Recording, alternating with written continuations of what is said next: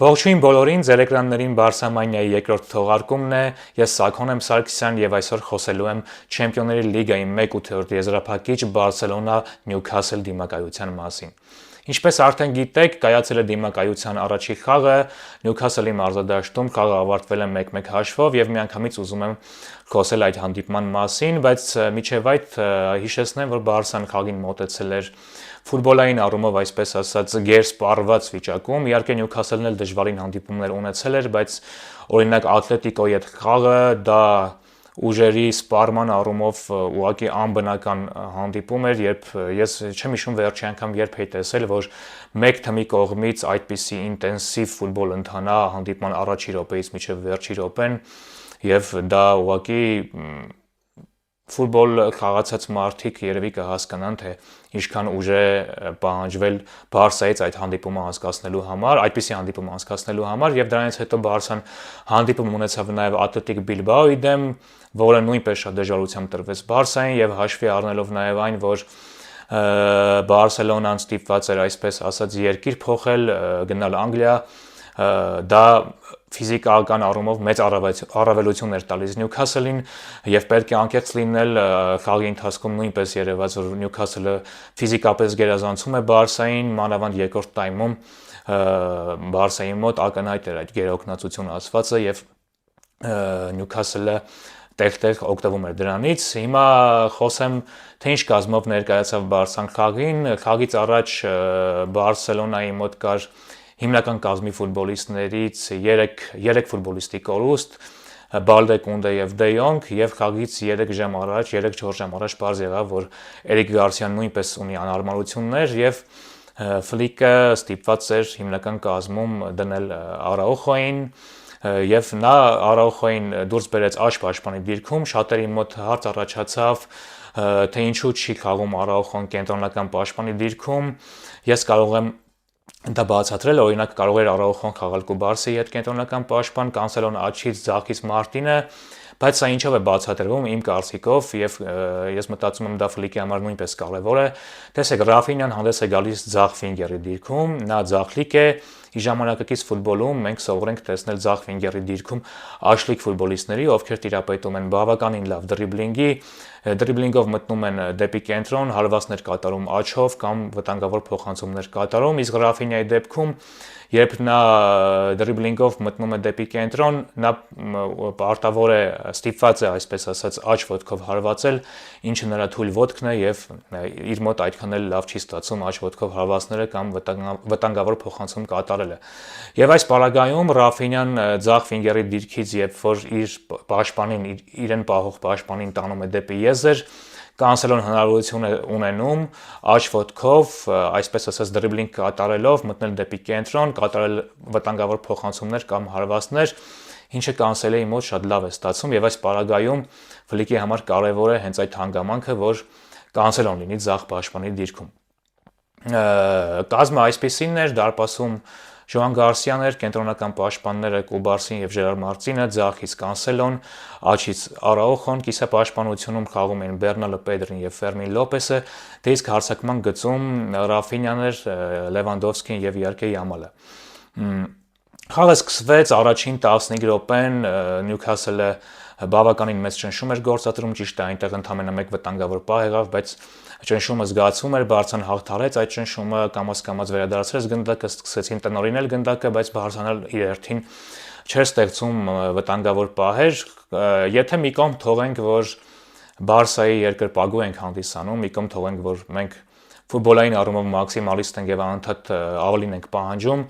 խաղը ընդհանուր առմամբ անցավ բավականին հավասար պայքարում,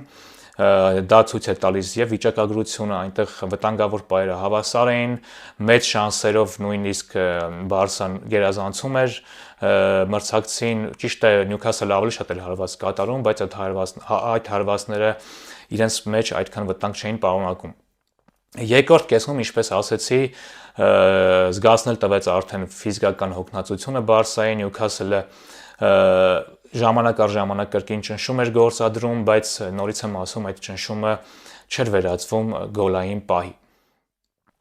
Գոլը եկավ հանդիպման վերջին րոպեներն էր, ավելացված ժամանակը դեռ չէր եղել,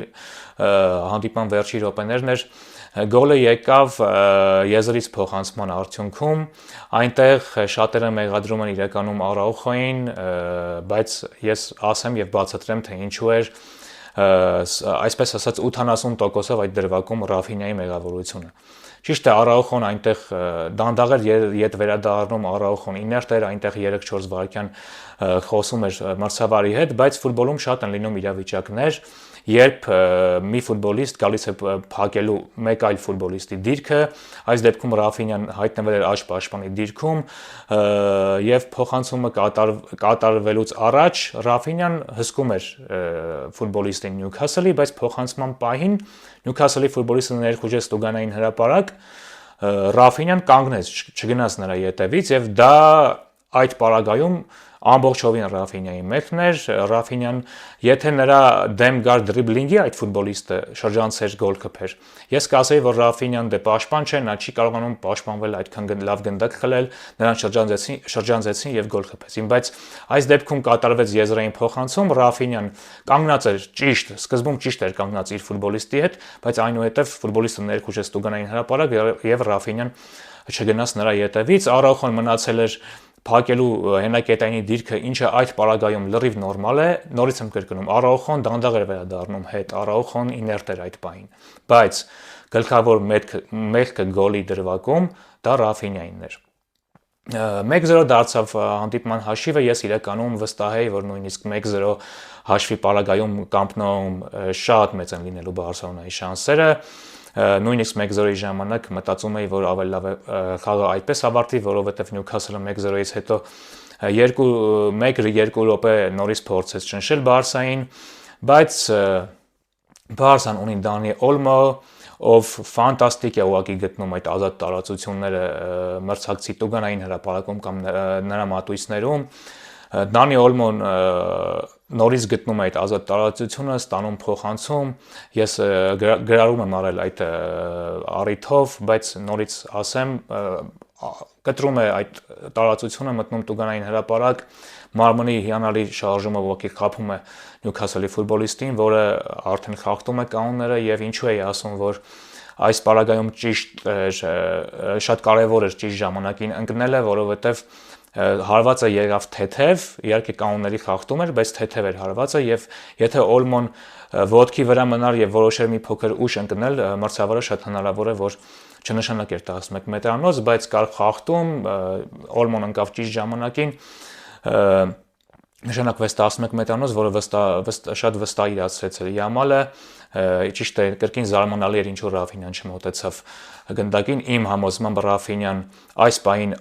աշխարհում ամենաուժեղ 11 մետրանոց իրացնող ֆուտբոլիստն է, ինչքան գիտեմ վերջի 10-11 մետրանոցներից 10-ն էլ իրացրել է Ռաֆինյան, չի վրիպել եւ շատ զարմանալի է ինչու չի հարվածում այդ պարագայում Ռաֆինյան, երևի ինչ որ վստահության խնդիր ուներ, անհաջող հանդիպում էր իրականում անցկացնում Ռաֆինյան եւ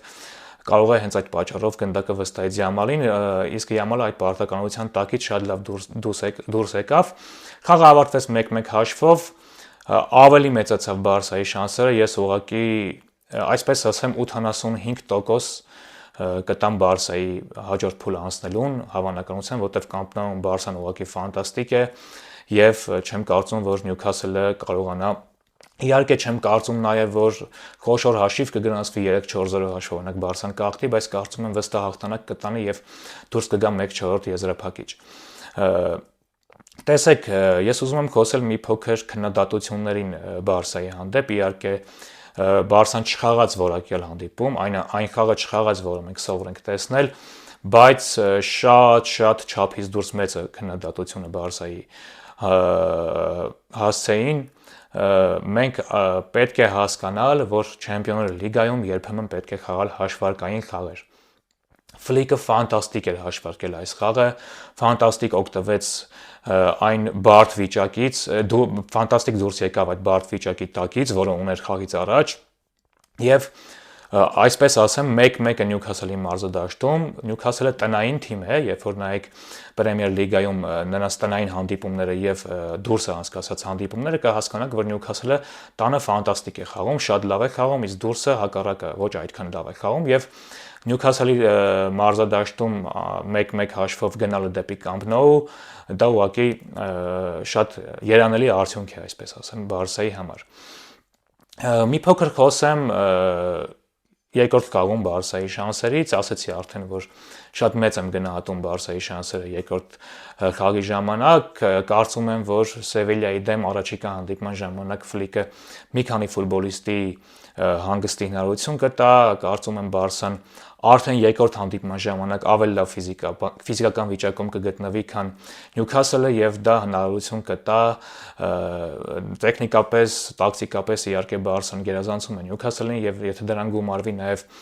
ֆիզիկական գերազանցումը մրցակցին, իմ կարծիքով Բարսան պետք է վստահ խաղով, եթե ինչ-որ հրաշքներ, ինչ-որ կարմիր քարտ, ինչ-որ այսպիսի, ինչ-որ երևույթներ տեղի չունենան, Բարսան պետք է որ վստահ հայտնվի 1/4 եզրափակչում։ Ուզում եմ մի փոքր խոսել Դանի Օլմոյի եւ Ֆերմին Լոպեսի մասին, քանի որ իմ Facebook-յան էջում շատ են քննարկումները լինում, թե վերջապես Ֆերմին Լոպեսն է ավելի լավը եւ ավելի օգտակար ֆուտբոլիստ, քան թե Դանի Օլմոն։ Ասեմ իմ կարծիքը, տեսեք, իմ կարծիքով Ֆերմին Լոպեսը հայտնվում է Բարսայի մեկնարկային կազմում ավելի շատ, քան Դանի Օլմոն, բացառապես այն պատճառով, որ Ֆերմին Լոպեսը շատ ավելի լավն է այն ժամանակ, երբ Բարսան դիմում է պրեսինգի, իսկ դա Ֆլիկի համար շատ կարևոր է։ Պրեսինգի ժամանակ Ֆերմինը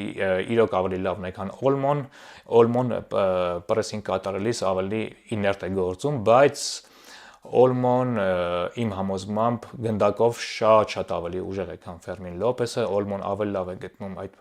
ազատ տարածությունները, որոնք քիչ են իրականում տալիս Բարսային, շատ ենք տեսնում Բարսայի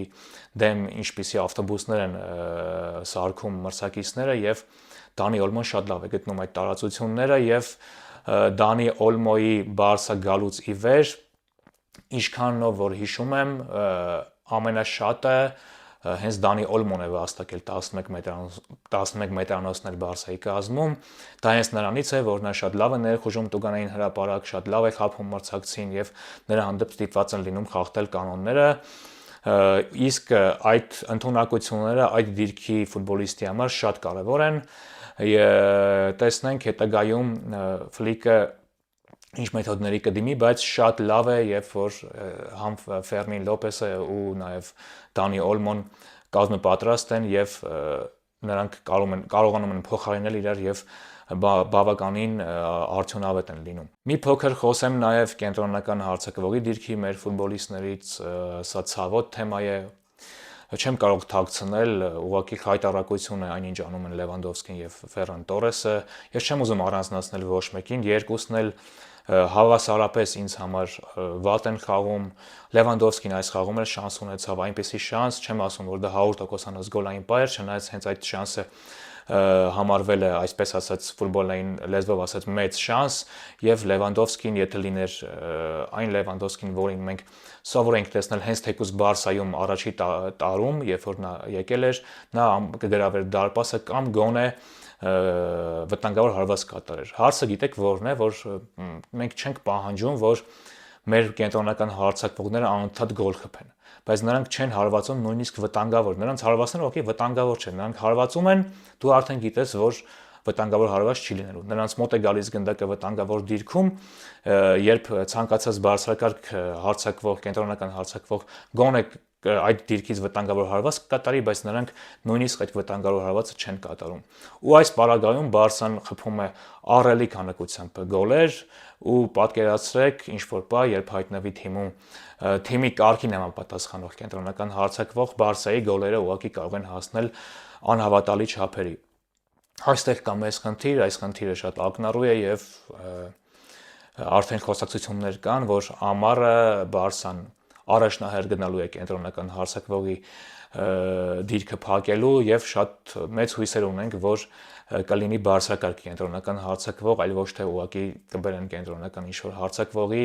միջին կարգի կամ միջինից մի փոքր բարձր կենտրոնական հարցակվողի եւ կասեն, ահա եւ դիրքը փակեցինք, հուսանք, որ այդպես չի լինի։ Դե ինչ ավարտվեց Բարսամանիայի երկրորդ թողարկումը, հուսով եմ գոհ մնացիք, լինելու ենք կապի մեջ, մեր սիրելի Բարսային մաղթում եմ նորանոր հաղթանակներ, կհանդիպենք։